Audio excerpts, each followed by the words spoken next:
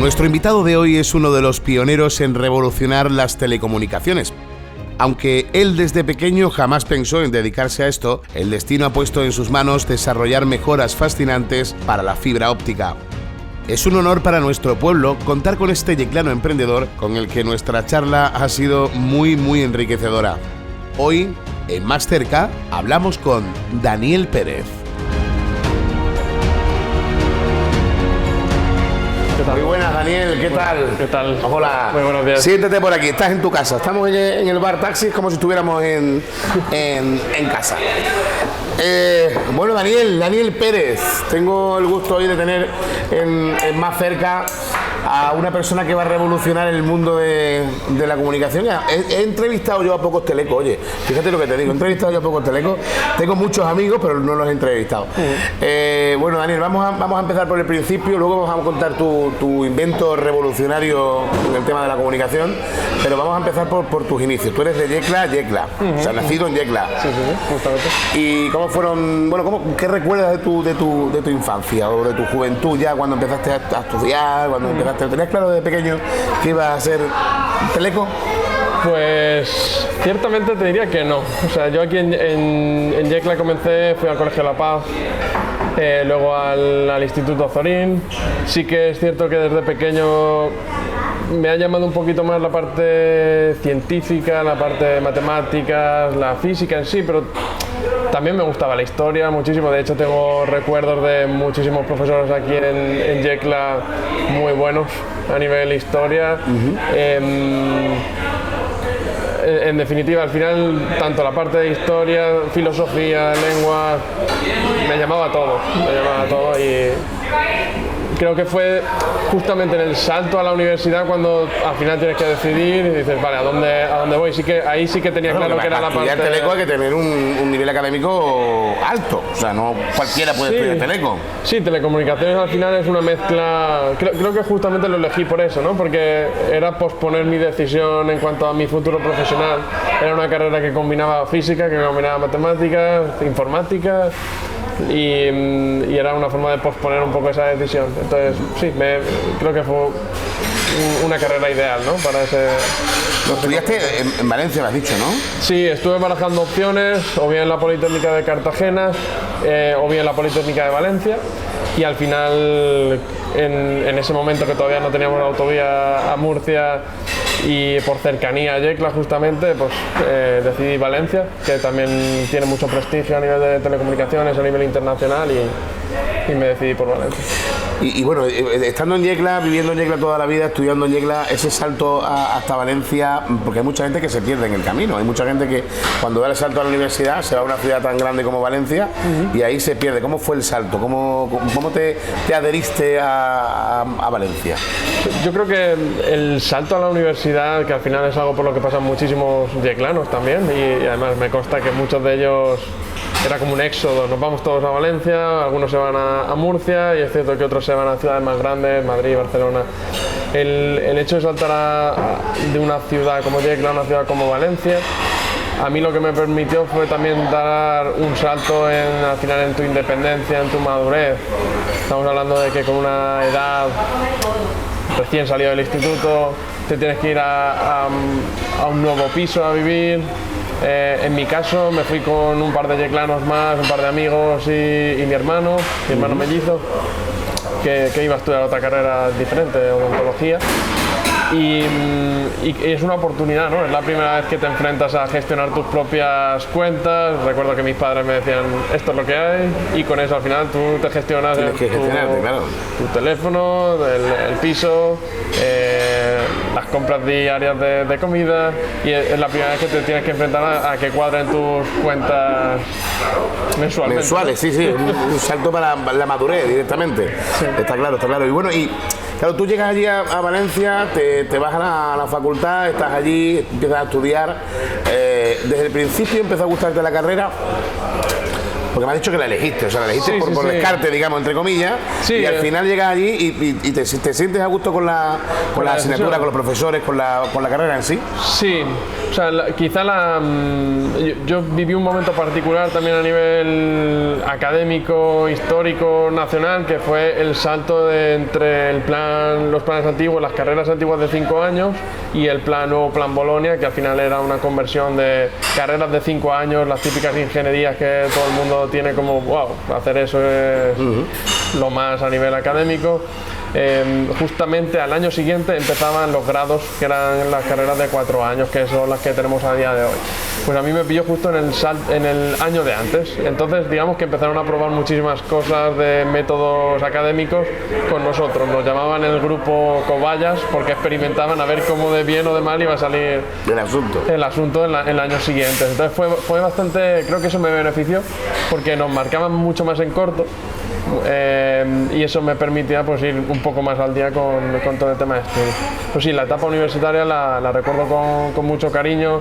Tenía a mi hermano allí mellizo, como decía. También recuerdo que no invertía el 100% del tiempo en estudiar y en sacar los deberes adelante para el día siguiente. También aprovechas recuerdo muchísimo deporte, todos los días 1 hora y media de fútbol.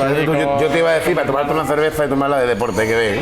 Sí, o sea, me gustaba, era como liberador, ¿no? Después de ese hecho académico que te contaba, al final se traducía en muchísimas horas en la universidad, y entonces cuando salía de la universidad intentaba en la medida de lo posible que fuera campo abierto, a desconectar y en ese sentido el deporte. Es que eso al final viene bien, ¿no? Para abrir la mente un poco una vez que sales de tu rutina diaria, y aunque sea con el deporte o tomando una cerveza o tomando un café o tomando lo que sea, o saliendo o a irte a leer un tebeo. Sí.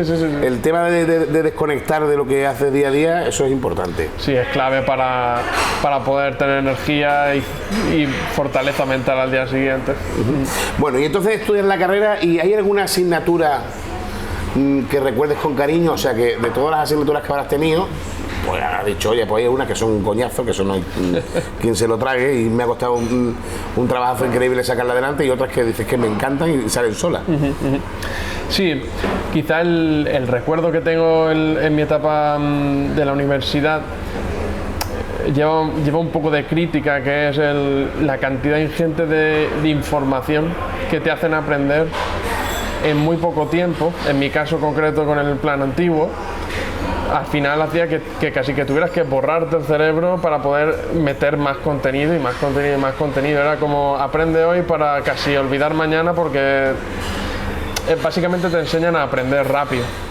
Lo que son los conceptos en sí, muchos de ellos sí que me gustaban, la parte de comunicaciones, la parte de matemáticas, la parte de física, obviamente asignaturas que eran bastante duras, pero a nivel colectivo, pues quizás las asignaturas más prácticas, donde te permiten desarrollar y ser un poquito más creativo, quizás son las que guardo mejor recuerdo. Con más recuerdo, ¿no? Mejor recuerdo. Bueno, y ahora una pregunta que seguramente muchos espectadores que nos estén viendo dirán, que está hablando de la carrera de telecomunicaciones, de Teleco.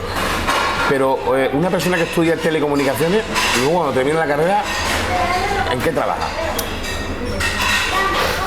Buena pregunta. Yo creo que es una de las carreras en España que tiene unas salidas más diversas. Tengo compañeros de promoción que están trabajando en la parte de gestión de informática de Mercadona. Tengo compañeros que están trabajando en consultoras, que son empresas que se dedican a asesorar a otro tipo de empresas más grandes. Tengo compañeros que, al igual que hice yo, nos fuimos a la parte más científica, es decir, vamos a usar esta base para no quedarnos con las innovaciones que se hicieron históricamente y lo que existe a día de hoy, sino dónde están los cuellos de botella, dónde están los problemas a día de hoy, y vamos a intentar resolverlos. Y ahí hay muchísima oportunidad de innovación y de investigación a través de esa carrera científica, pero bueno, al final es muy diversas las salidas que hay en esa carrera. Y bueno, tú, aunque ahora hablaremos de tu invento en otra zona, vamos a otro sitio ahora para que nos expliques bien tu invento. ¿A ti a qué te gustaría dedicarte después de haber estudiado telecomunicación? Aparte del invento. Sí, o sea, yo cuando terminé la carrera tuve una etapa doctoral, básicamente me doctoré, hice el doctorado en telecomunicaciones, 3 años adicionales y sentía que necesitaba todavía algo más en mi carrera, ¿no? Era como lo típico que te dicen, bueno, sigues estudiando, ¿no? A pesar de que a día de hoy el doctorado también es un gran desconocido, la cantidad de trabajo que hay detrás, no solo a nivel de estudio, sino a nivel de gestión de presupuesto, gestión incluso de personal, gestión de estudiantes, gestión de un laboratorio. Es un trabajo en sí y tiene contratos y remuneraciones a nivel de trabajo, o sea, está consolidado como trabajo también. Pero aún así yo tenía esa percepción de me falta todavía experiencia profesional. Y entonces decidí irme a Canadá, a Toronto, junto con mi pareja, y estuve un año allí trabajando para una empresa que hacen, lo que voy a decir suena casi ciencia ficción, ¿no? Hacen procesado cuántico en circuitos integrados con luz. Con luz, sí, en Toronto. Pasamos allí un año, la primera vez que nos fuimos a vivir juntos, y que también es de Yecla, por cierto, ella. Y a partir de ahí sí que consideré que tenía suficiente base empresarial, aprendí mucho de esa empresa, que eran casi 100 trabajadores, y entonces decidí volver, en este caso a Valencia, y fundar mi propia empresa para comercializar el invento que había hecho durante la tesis doctoral. Y es ahí donde... Pues, ¿qué edad tienes tú ahora mismo? Ahora 31. 31. Joder, todavía te queda toda la vida por delante, tío. Sí. Te queda, bueno, se lo digo yo que tengo 32, ¿sabes? Lo digo yo que tengo 32, pero bueno, que todavía te queda la vida por delante y muchas cosas. Bueno, ahora vamos a hablar con Dani de un invento que va a ser revolucionario, va a ser la revolución en las telecomunicaciones. Y muchos de los que nos estaréis viendo entenderéis de eso, otros no, pero vamos a intentar explicar ese invento para todo tipo de público, o sea, para básicos como yo, bueno, a mí me dicen heterobásicos como yo, como para gente inteligente de verdad.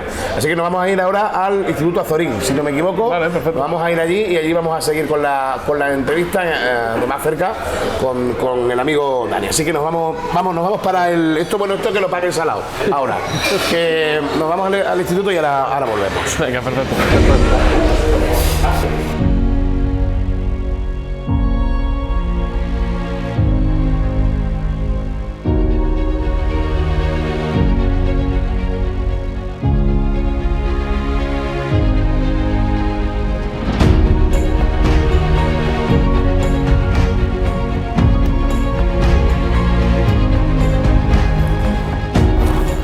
Bueno, hemos llegado aquí estamos justamente enfrente del Instituto Azorín, donde estudiaste, donde hiciste tus primeros pinitos en los estudios, porque aquí ya cuando uno pasa al instituto, cuando pasa de la primaria al instituto, también es un poco como del instituto a la universidad, aunque no es tanto. Sí, todas las transiciones. Pero bueno, me has comentado antes, nos hemos quedado en que una vez que te fuiste a Toronto, regresaste de Toronto, le sacaste partido a lo que aprendiste allí y demás, montaste tu empresa en Valencia. Y en vuestra empresa habéis hecho un invento importante. Entonces, explícame un poco, porque me lo has explicado antes, yo sé de qué va el invento, aunque tengo una pregunta antes que nada. Aunque luego ya, si quieres, me lo explicas bien. Pero con vuestro invento, ¿la fibra va a ir más rápida? Sí, una de las ventajas que tienes es que maximizamos la capacidad del medio óptico, que es la fibra. Pues es importante que en la competencia se compre el chi ese para que vaya más rápida la fibra. A nosotros no nos hace falta de momento, pero a la competencia que se lo compre para que vaya más rápida. Bueno, ya hablando en serio, cuéntanos el invento exactamente cómo es y cómo se te viene a la cabeza, se te viene a la idea de hacer precisamente eso. Pues porque de eso hiciste la tesis también. Sí, hice justamente la tesis doctoral. O sea, que ya desde ahí empezaste ya a involucrarte en el terreno. Me atrevería a decir que incluso antes, cuando estoy acabando ya la carrera, tengo la opción de elegir qué trabajo de final de carrera hago. Y muchas veces se toma como, bueno, es un trámite tal, pero es un trámite al cual al final le he dedicado mi vida entera, claro, ¿no? Sí. He fundamentado mi etapa profesional, no solo la académica, en eso. Entonces te diría eso, que el germen es justamente un trabajo final de carrera que va evolucionando, luego hago un máster científico también, que también lo oriento en esa dirección, el doctorado y al final transferencia tecnológica a la sociedad creando una empresa, una spin-off de la propia universidad. Por empezar un poco a poner las bases del asunto, que como has dicho es bastante complicado, quizá habría que empezar diciendo qué es la fibra óptica, ¿no? Aunque que muchos de los usuarios que tenemos a día de hoy ya conocen que es ese cablecito que nos lleva a casa y por el cual llega una señal. Que además se parte de nada, hay que tener un cuidado con el cablecito. Hay que llevar muchísimo cuidado, pero que nos ha permitido básicamente tener la capacidad del internet que tenemos a día de hoy. De hecho, los no tan jóvenes se acordarán que cuando hacíamos las primeras conexiones a internet, primero había que desconectar el telefonillo incluso de abajo de casa o el teléfono de tu casa. Los no tan jóvenes se acordarán de que cuando encendías el ordenador y te conectabas a internet te podías ir a la cocina a hacer tu café tranquilamente mientras se cargaba la página. Y sin embargo a día de hoy te conectas a una página web, tardas 2 segundos y dices, ¿qué pasa? Que estoy perdiendo tiempo, ¿no? Sí, ya te rayas un poco, ¿verdad?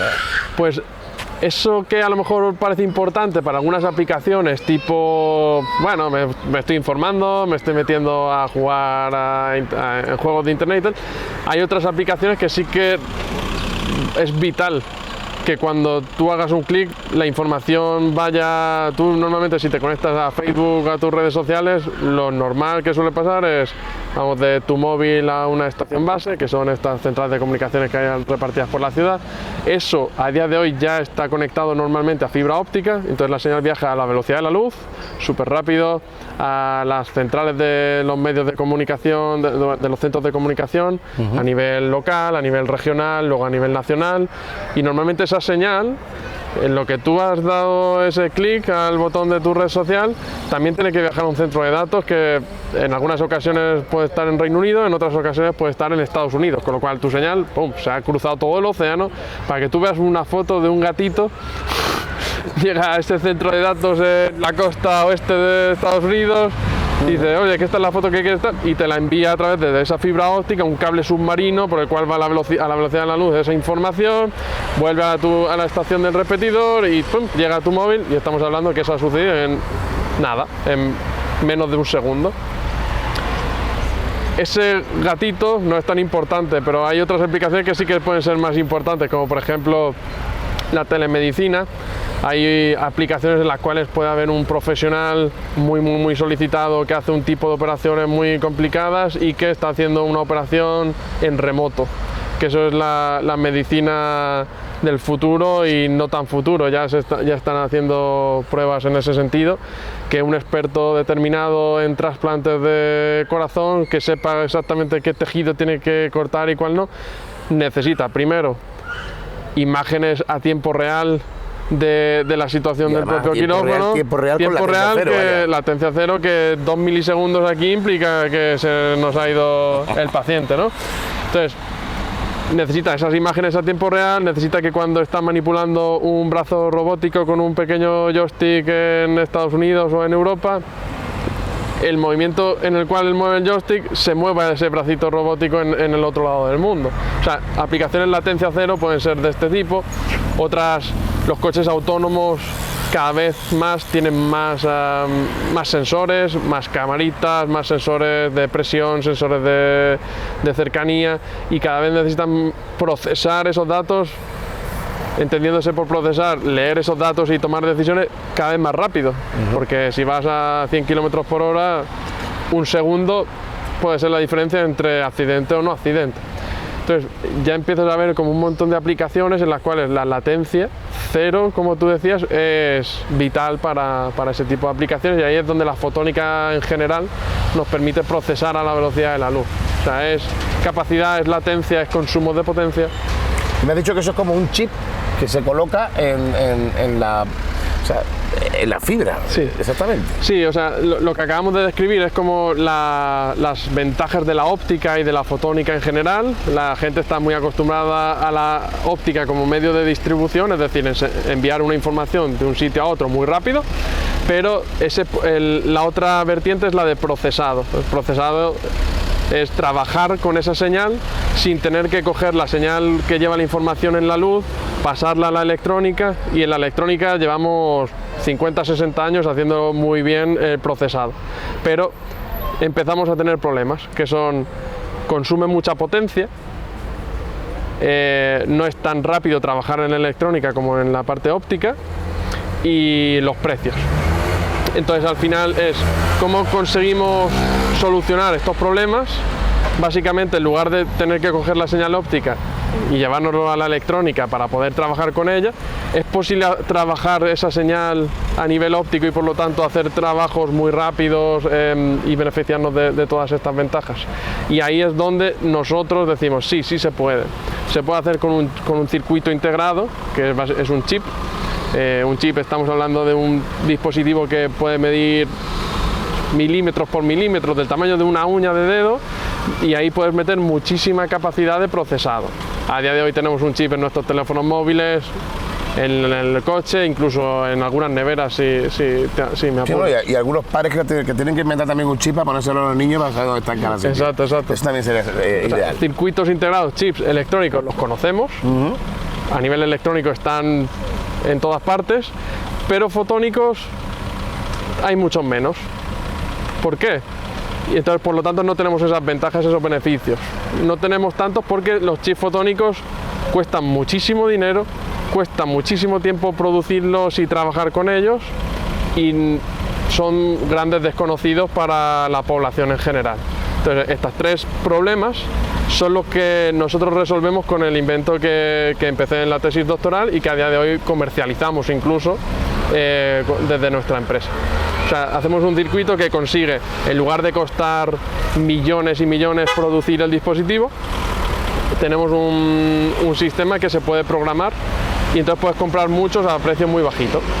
En segundo lugar, en lugar de esperarte años, que es lo que tardan hoy en producir, y al final eso hace que solamente las grandes tecnológicas del mundo sepan lo que es un circuito fotónico e inviertan en esa tecnología, nosotros lo que estamos haciendo es hacer que en cuestión de días y con un conocimiento moderadamente bajo, la gente pueda tener accesible esta tecnología.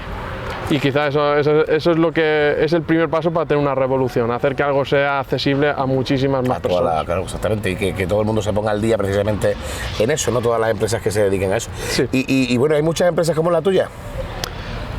Buena pregunta. Quizá...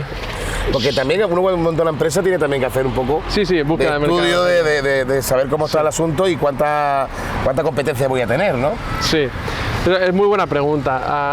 A día de hoy hay empresas que se pueden contar con los dedos de las manos que trabajen con una tecnología similar a la nuestra. Son empresas relativamente jóvenes como la nuestra. En su caso a lo mejor tienen entre la que más 10 años tendrá, la que menos 1, porque se van generando día a día, pero estamos hablando de entre 5 y 10 empresas a nivel mundial. Pero son empresas que, a pesar de ser nuevas, cuentan con centenas de millones de dólares y de euros para los desarrollos y para desarrollar lo que quieren hacer. Para la investigación, ¿no? También de ese. Sí, al final trabajar en alta tecnología implica tienes que investigar a la vez que estás produciendo cosas comerciales. En su caso han apostado por ir a un largo plazo, y en nuestro caso hemos apostado por desarrollar muy rápido y ser capaces de poner un producto en el mercado muy rápido, y de hecho hemos sido los primeros. Estamos compitiendo con empresas que tienen centenas de millones y nosotros con poco más de, a lo mejor, entre 4 o 8 millones de euros, hemos conseguido en los 3 primeros años de vida de la empresa poner el producto en el mercado, tener clientes y empezar a recibir... Claro, porque la empresa tuya, a pesar de ser un invento revolucionario y un sistema importante que va a ser la revolución, como dice, la base de la revolución, ustedes habéis tenido que empezar de cero, quiere decir, o habéis buscado alguna subvención pública, o esto es todo de financiación privada. Empezamos con una mezcla de financiación pública y privada. Al final los socios iniciales de la empresa pusimos capital inicial, pero también nos apoyamos en fondos de investigación. Al final hacer algo tan rompedor implica que un 80% de las actividades que estás haciendo están enfocadas a desarrollar, y en muchos casos es un desarrollo casi embrionario en el cual estás creciendo una tecnología desde un nivel muy bajo. En ese sentido, Europa, España también tiene fondos que intentan hacer que Europa sea competitiva a nivel de tecnología. Bueno, y además, aparte de empresas como la tuya, es un día a día empírico, como digo yo, pues tienes que estar todos los días innovando para no quedarte nunca atrás, porque tú has creado el chip tiene sus funciones, pero probablemente conforme vayan pasando los días les vaya a poder sacar muchísimo más partido a ese invento que vosotros habéis creado, ¿no? Sí, sin duda. Nosotros desde el día cero apostamos en talento, tenemos recursos suficientes como para apostar por ese crecimiento, pero cuando tienes que competir con empresas internacionales que juegan en otra liga a nivel económico, que tienen un orden de magnitud, 10 veces más fondos, 10 veces más trabajadores, al final tienes que apostar por talento, por pasión, por esfuerzo, y quizás son los tres ejes que yo personalmente he intentado seguir en mi vida y en los cuales te tienes que agarrar a ellos para poder ser competitivo. Bueno, y sobre todo crear un buen ambiente de trabajo entre todos los que estáis allí todos los días, porque tenéis que ver la cara todos los días y tenéis que ir viendo, y os apoyáis uno a otro, pues si hacemos esto así o no. Sí, es un trabajo muy colaborativo que implica también mucha creatividad y tenemos muchísimo talento joven también, y creo que al final es esencial dar, como tú dices, un buen ambiente, pero el ambiente tiene que ir también soportado por los recursos suficientes, y recursos pueden ser no solo materiales, sino a nivel los propios compañeros de trabajo, que haya un talento común en la empresa que te permita pues que tú puedas aprender de mí, pero que yo pueda aprender de ti, y al final todos aprendemos de todos, y siempre con el usuario final en mente, para poder seguir desarrollando a tiempo real y ser competitivos. Y darle un mejor servicio y mayor calidad en el producto final. Bueno, pues Daniel, yo creo que nos ha quedado claro precisamente ese invento, eso que han creado y cómo trabajan el día a día. Vamos a finalizar la entrevista, nos vamos a ir a la última ubicación, porque te quiero hacer ya preguntas, te lo digo para que te lo vayas pensando mientras que nos vamos andando, vale, para que te vayas pensando de qué manera vayas a encarar el futuro, o sea, no a largo plazo, sino sobre todo a corto plazo, porque me has dicho que en 5 o 10 años esto va a ser ya la bomba. Luego hablamos de eso, nos vamos para arriba y ya hablamos de eso. Vale.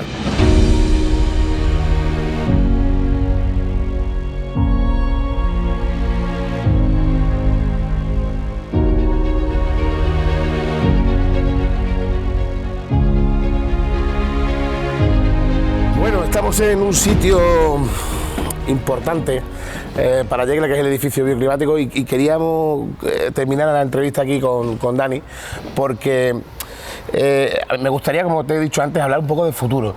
El futuro de tu invento, el futuro de tu empresa, ¿por dónde pasa, Dani? El futuro, hay una frase muy buena que es que la única manera de predecir el futuro es inventarlo. O sea, es la única manera que vosotros tenéis experiencia. Que es la única manera que tienes de asegurarte de que eso va a suceder, ¿no? Pues un poco siguiendo esa frase, te diría que el futuro pasa por seguir escalando la tecnología que estamos haciendo.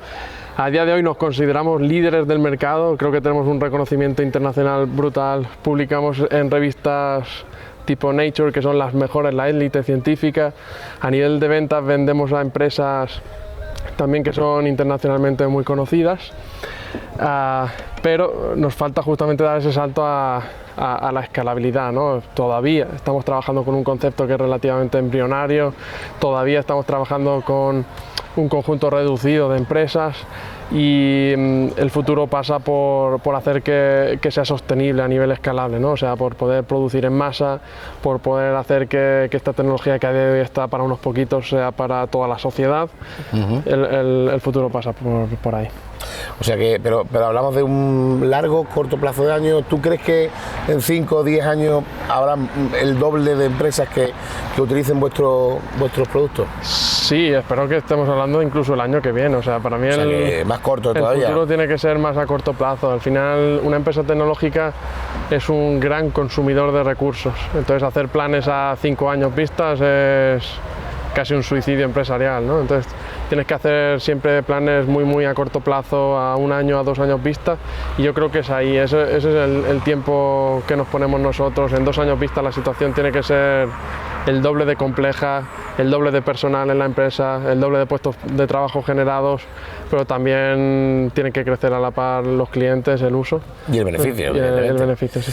Y una pregunta que me ha faltado hacerte antes y se me está viendo a la cabeza ahora, porque yo sé que hemos hablado antes de la electrónica y luego la óptica, ¿no? Son cosas diferentes. Sí. La electrónica, todo lo que te compres de electrónica tiene una durabilidad. Eso está claro. O sea, el que diga que no es mentira. Sí. O sea, un producto electrónico tiene unos años de duración y cuando pasan esos años ya el producto electrónico no sirve. Correcto. O se queda atrás, ¿no? ¿Lo vuestro también tiene durabilidad? Es una pregunta excelente, porque en la electrónica efectivamente pasa eso, y en la óptica al final tienes componentes que van a acabar o bien degradándose en el tiempo, o bien el sistema también lleva electrónica, con lo cual ese tipo de inconvenientes que pueda tener la electrónica lo va a tener nuestro producto también, pero justamente es una de las cosas buenas que tiene nuestro producto, es que tiene muchísimos más recursos de lo que los usuarios en general necesitan. Vale. Entonces el sistema se puede programar él solo para decir, oye, he detectado que este componente ha dejado de funcionar, pero como tengo otros tantos aquí, en vez de ir por aquí, voy a ir por allá. Es como si te imaginas una calle, esta calle está en obras y no va a volver a funcionar nunca, pues vamos a redirigir el tráfico por aquí. Y eso nuestro sistema lo puede hacer, con lo cual al final alargas mucho la vida útil de los componentes. Con lo cual la durabilidad es mucho mayor también. O sea, sí, se podría decir así. Pues Dani, que tengas mucha suerte en tu proyecto. Aquí tienes tu casa con nosotros para lo que necesites, para dar a conocer todo lo que tengáis, todas las novedades que tengáis, todas las cosas que tengáis, pero sobre todo que os vaya muy bien, porque yo creo que para el pueblo de Yecla en general y para toda la gente que nos vea desde cualquier parte del mundo, es cualquier yeclano que esté en Egipto o en Etiopía, sepa que hay gente de Yecla como Dani que están investigando, que son desarrolladores de proyectos importantísimos y que van a ser, que nos tenemos que acordar de sus nombres, porque igual el día de mañana van a ser muy revolucionarios en diversas áreas y en diversos temas. Hoy hemos tocado la parte óptica, pero bueno, hablábamos el otro día con Salva Santa, que también es otro auténtico revolucionario de sus investigaciones. Así que muchas gracias, Daniel, por haber estado con nosotros, por haber compartido este ratito, y que te vaya todo muy bien, amigo. Muchísimas gracias para vosotros. Vámonos.